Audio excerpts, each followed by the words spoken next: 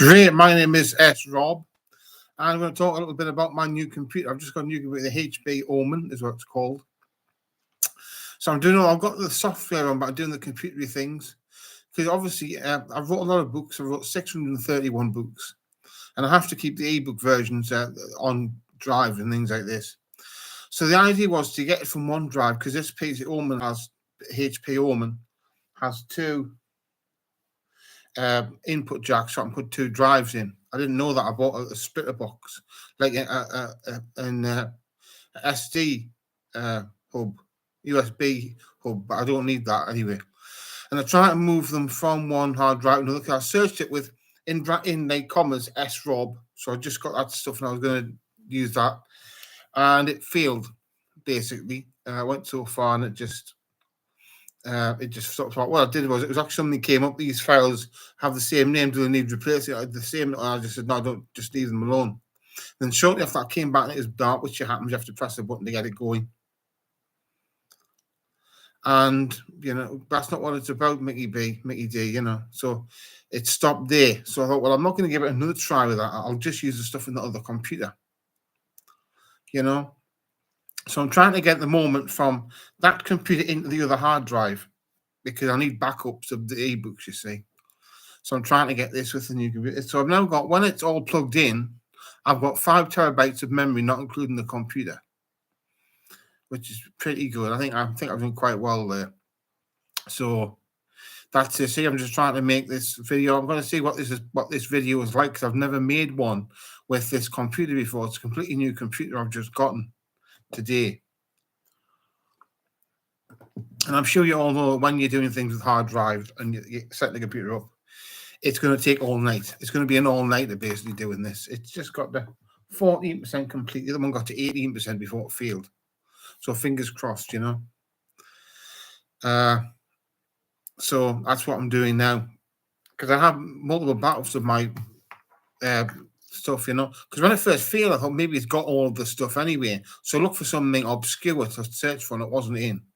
It was Voodoo Business Magic, and it wasn't in. I thought, well, that's not in. It hasn't taken all of it. It just hasn't taken it all. So, yeah. So that's the thing there, isn't it? So I think it's, it's a HP OMEN is what this computer's called.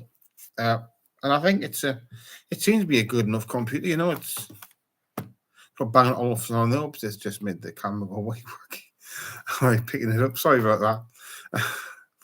And it all seems to go well so far. We'll have to see, because I've got to get, I said, the ebooks onto a hard drive. The thing is, I didn't want to do it that way, because the hard drive, the store on that other computer had other stuff on it.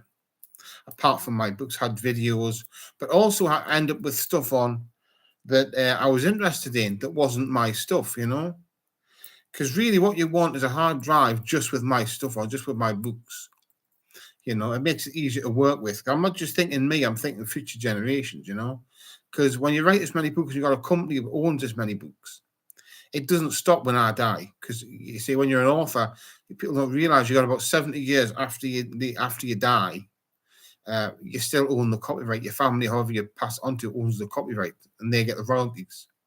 So you're still 70 years afterwards. You've got to make it so you can keep producing it, keep doing what you need to get it, because you've got 70 years after your dad dead.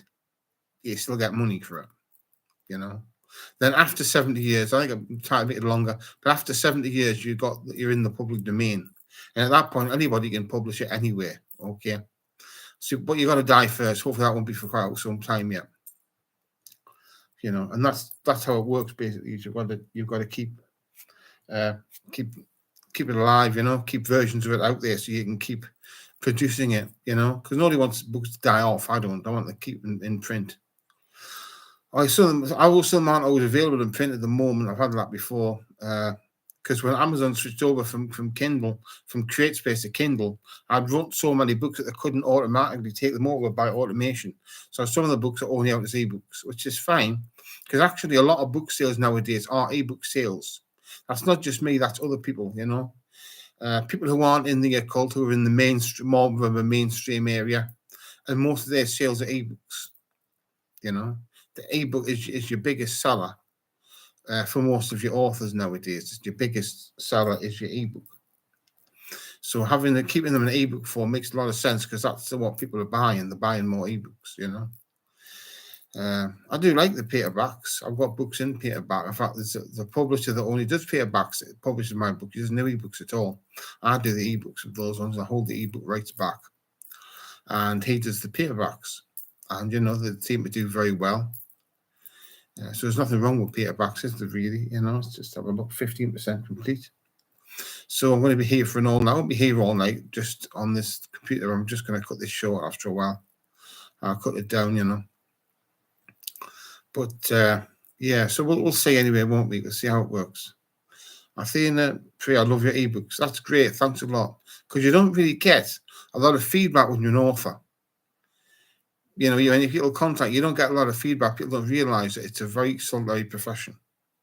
Because for a lot of people, that seems to be the ideal job. They did something years ago, I think it was the Times or one of the newspapers, the most desirable professions. And the first was author, and second was rock star. I think they got those the wrong way around. I'd much rather be a rock star. I said, look, if I only wrote half the time and I get to be a rock star half the time, that would be all right. You got to have a bit of it. Just a noggin of being the rock star now and again. Yeah. Well, I haven't wrote anything for a few days because I've been waiting to get the new computer. Had a break and I really didn't want it to start. Because you see, the way my brain works is if I start the book and I get into the computer, it's going to delay me actually getting the computer out, getting the computer sorted, because I can only juggle so many things at the same time, you know. It's a bit like with trolls. They don't realize I just ban them now, block them. Because you see, I can't talk about occultism for too much time. I've only got so much time that I can talk about it because it's a very mental area. People don't realize when you write as much as I have, you've got to direct your attention where it's worthwhile. You know, I direct my attention towards the books and writing books. But you can only think of this stuff for so many hours in the day. Okay, because it's a heavy mental thing. Writing books is a very heavy thing on the mind. And so a lot of the time I just block people if they're trolls. I don't bother with much else. I'll say something and then I'll block them, really. What you're supposed to do is say something funny and humiliate them and then block them. What you're supposed to do. That's the best way of doing it. If you're like you're a comedian, you say something against them and then you immediately block them so they can't reply. You know. But yeah, so that's the way it works. Yeah. I mean, that's the thing, isn't it? Because when you're writing a book, the ebook is the first version, because it's basically you've already got it. You know what I mean? If you're writing the book, you've already got the ebook version because you wrote it on the computer, so the ebook already exists. By the time you've edited it and everything else, and words, you know, you spelling and grammar check, and you've done all the editing and all that, you essentially have the ebook. Now the paperback, you don't. To get the paperback, you have to then take that, put it into a template, work out and put it all in like that and change it around, because you can't have a spell starting with one line of one book, one page, and on another. It's got to have, so you don't just put extra gaps in. Then you've done all that and you've got all that sorted out. You've then got to go and you've got to use that as a thing and put it out properly with the ebook. But you've got to do that and get it sorted and be printed and things like this. And what template you use depends on who's doing that. You know? Depends on who the template is, because some templates, although all should be the same, like a 6x9 template should be the same. It's not. They're actually different depending on who it is that's doing it. You know, so you need slightly different ones. You see. Yep. And then they go out, and then things like you got to decide what price they go out for and things like that. You know, because that's the thing. I can't really change my prices very much. There's so many books, there's no way to change the prices of them all. It'll be great if there was. There should be really a button, one button, and you can change the price of all of your books. That would be really great. It would be, you know, but you can't. So it's just, you know, the most you can do is change the price of your current books, and then the other ones then become old versions and they're cheaper, you know. But I do keep my prices the same. It's just practical. It's not really practical to try and change the prices of 631 books. It's just not. It's not a doable thing. You just can't do it. Okay, you just can't. You know. Yeah. And so if all this works out and it gets done, I think everything, I'll have to start a new book tomorrow. Not sure what to write actually. Yeah, I might write another. I've wrote a lot of these books I've been writing lately, being about Kings of Hell. So I might do something else. I should might do another supervillains book because people used to like the supervillains books. You know, something like that. You know, there's always a new idea somewhere to do. 17% complete. That's good. I'll be happy when I get to 19% complete because that was when the other one stopped. You know, but anyway, yeah, there's a lot of ebooks out there, isn't there? Really, there's a lot. Because that's what I actually searched. Although I like to have a paperback version of all my books, which I haven't got a load from a publisher yet. I'm hoping to get them this year. He's not just sort of holding them, not saying he's going to give them and not do that. I think he will. Yeah, but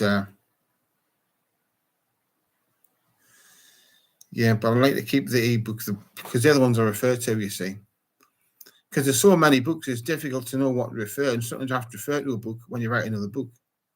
You know, it's just not practical to go on the internet and try to find out information when I've already done the work. So I use the ebooks and I'll search them, and I use the information from them to write other books or the stuff I need to know. If I need to know stuff about how I did something before, or you know about or something about a particular deity or demon or something, I look at my books and do it like that. That's what I do because you have to really. Vigilante, that's good. I like that one. Yeah. Yeah. What's this again? Another thing coming on again. Yep, someone trying to sell me Norton antivirus as a new computer. I do need an antivirus software though. Yeah, because I haven't got one yet, so I will need one. So that's the way it works, isn't it? 18% complete and hasn't done anything crazy. Good. Looks like it's going to work. But I'm going to be here a long time. You know. That's one of the advantages to only write a small amount of books. If you write a normal amount of books, everything is set up to help you, really. You know what I mean?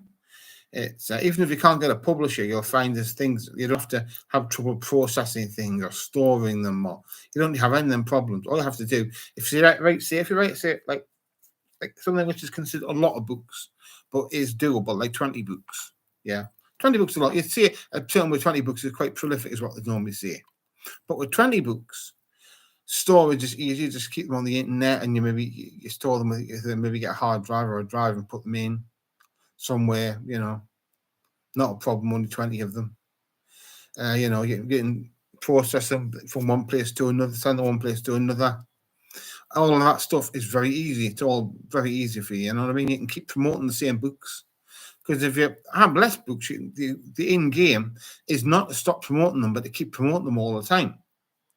That's the in game with that many books, is to just keep promoting the same stuff. The same as we do like a film. You just get an independent film. Ideally, you keep promoting the film all the time. That's all you've got on. You just promote that film. You don't stop. You just keep promoting that film all the time until you do another film, which could be, or you might never make another film. And you just promote that one film all the time and just keep doing that. When you got 631, which I have, it's all different because you're talking quantity. You know, the quantity you've got is so huge that it's really difficult to do anything with it. You know, it really is. Everything you do is on a big scale. You know, everything's going to be edited on a big scale. But I don't edit them a little bit in a book of the individual books, but you know, everything's bigger. Like the promotion is bigger. You know, how would you promote 631 books? You know, what you do is you tend to promote whichever one's out at the time. But partly hoping that if you promote yourself, that people will hunt the other books and will find them. And that's what you're really looking for, you know? Because that's the thing. I should really do that again. Start posting some of the old books onto places as well as the new ones. Because a lot of really good old books that I've written, you know? It's not like they cease to become good books just because I've got more books out. There's still really good books to read, you know? Really good books on occultism, yeah. And it also means that people have a bit of breadth. If you have my books, you can get a good amount of breadth there with different subjects, because I've covered everything, all the deities of things of God knows what systems, I've covered devils, demons. That's the difference. Something demonic is sometimes isn't a fallen angel. So a demon doesn't necessarily have to be a fallen angel. You can use the word demon for devils. Sometimes people do that. It's actually different. The devils are fallen angels. The demons they're just demonic. And most of the time, are less powerful, but you do have some really powerful demons. Like Zagan, who's a king of hell, but he's also the prime minister of hell as well, or president, he's normally called, of hell. So you get powerful ones like that as well, but you also got things from voodoo and seven African powers, Santeria, angels, Egyptian, which is really good. The Egyptian deities don't get used enough. People seem to use them a bit, but don't use them as much as they should do, because they are really powerful. The Egyptian ones are really exceptionally powerful, they really are. And you've got the Celtic ones, the cattle body with a battle crow, her enemies dropped dead as she flew overhead. I'm not sure I think I invented that phrase, because I wrote that many of them. I think I invented that phrase, the enemies dropped dead as she flew overhead. I think I've invented that phrase, which I've used in a lot of the spells and things like this that I do. With Catabodwa, and then you've also got the ones the Roman ones. There's loads of different Roman ones I've used, and then you got Greek, over 90% done. The ancient Greek ones, they're good ones to do as well. I've missed some out. You've got the folk saints, haven't you? You got the folk saints, and Our Lord of the Holy Death. You got him, and Our Lady of the Holy Death, which is just, sometimes that's just, they are classed as separate, but sometimes it uses both of them, or so one or the other. It's like people tend to see death in a different way. See, people in dangerous professions, especially gangsters in some parts of the world, like to have death on their side. So what they do is they have an altar to death, and they're called Our Lady of the Holy Death, or Our Lord of the Holy Death. And what they do is, if you venerate death, then you won't die. They won't kill you. You won't get shot. Death doesn't want to take you. You won't get shot. If you do get shot, you'll survive. And so they use it like that, and keep doing what they need to keep themselves, alive, basically, And the folk saints are interesting. There's a lot you can do with folk saints, and a lot of them are really quite crazy, like Jesus Mulverdi. He's he's like a Robin Hood figure. He stole from the rich and gave it to the poor. And it was said that on his deathbed, when he was being hung or something, he said, let my people go. Because what it was the rich were controlling the poor to such an extent and subjugating them that they were basically slaves. They were dying, And of course, if you're dying, you do whatever you can to stay alive. So although he was stealing things, in my system, my way of thinking, he wasn't really doing anything wrong, You're allowed to do stuff to stay alive,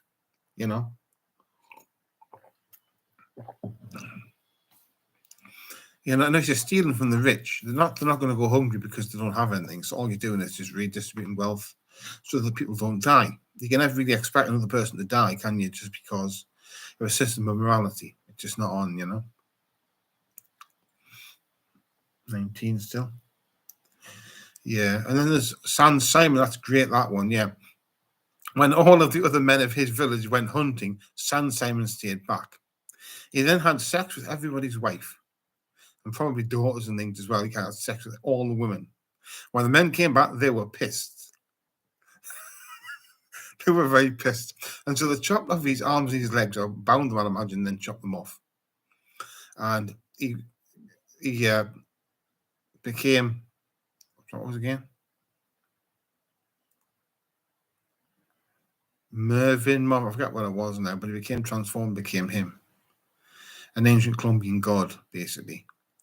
And people tend to see him with glasses and dark glasses and hats, because that's how gangsters dress in these places where you've done like that, These are dark glasses. I'm not a gangster, but the dark glasses and the hats and things like this. And he's supposed to be someone you don't mess with. You don't piss off San Simon, you see.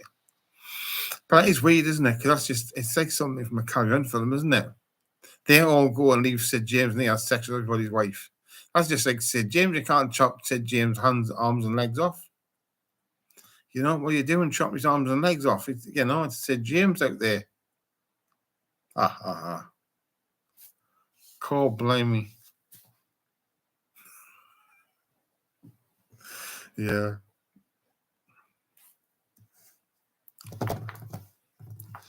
Yeah, that's the thing, isn't it? But there's loads of things to do. There's loads of these items you can use, though.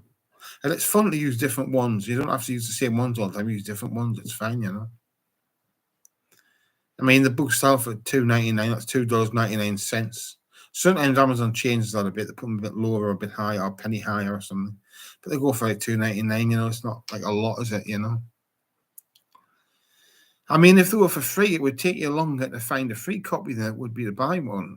It would probably teach you more. Sorry, take up more electricity than it would be to buy one. It's so cheap, you know. You know, it's good. Make sort of copies for yourself. You're not going to hand on to other people, but you need to have some way of uh, maintain. I don't know if they keep them on Amazon or something. I'm not sure how it works, to be honest. Yeah, I don't know. I think people get them themselves. But you see, I've never bought any of my books. You see, I've only got the free copies. Obviously, the copies I have as the author. You know, I mean, at the moment, most of the books in my bookcase, I have about half of them are mine. So everything on this side, the stuff that I've wrote on this side, is the stuff that's my normal books. And when you put in the ones that I'm going to get that I've written that I haven't received yet, it means that over half of my books are mine, are ones that I personally have wrote. You know, so it's a lot of books to do, a lot of writing. You know, I'm not stopping yet. I haven't finished yet. 631 might sound like a lot, but it's not as many as I intend to do. You know, I intend to do an awful lot more than that. You know, so it's just a matter of doing what I need to do. Anyway, I'm going to leave you now.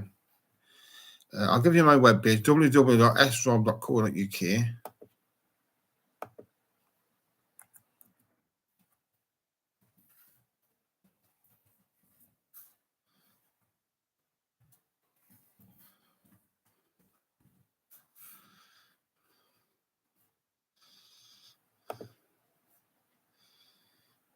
And, sorry, isn't quite right, that, so it should be.